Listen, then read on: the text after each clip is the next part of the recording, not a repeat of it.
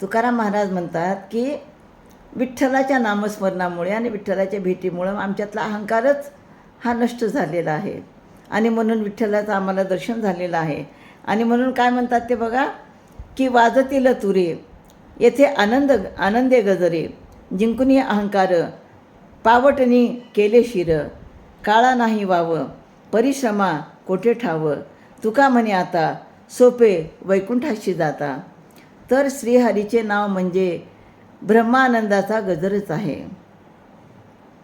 त्या गजराने गगनात डंके वाजतील, वाजंत्री वाजतील आणि सर्वांना आनंद होईल.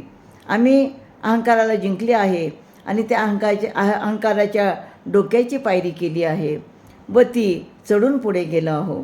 या ठिकाणी जर काळालाच वाव नाही तर जन्ममरणाच्या परिश्रमाला कोठे ठाव असणार आहे. तुकाराम महाराज म्हणतात आता अहंकारच शिल्लक राहिला नाही, त्यामुळे आता आम्हाला वैकुंठाला जाण्यासाठी कसली भीती नाही आणि वैकुंठाला जाणे सोपे झाले आहे. म्हणजे तुकाराम महाराज या अभंगातून म्हणतात की जो व्यक्ती, जो भक्त अहंकारापासून मुक्त होतो त्या व्यक्तीला वैकुंठ प्राप्ती होते, हरीची प्राप्ती होते, विठ्ठलाची प्राप्ती होते असे या ठिकाणी सांगतात. आणि म्हणून तुम्ही अहंकार सोडा असे अभंगातून ते सांगत असतात. रामकृष्ण हरी.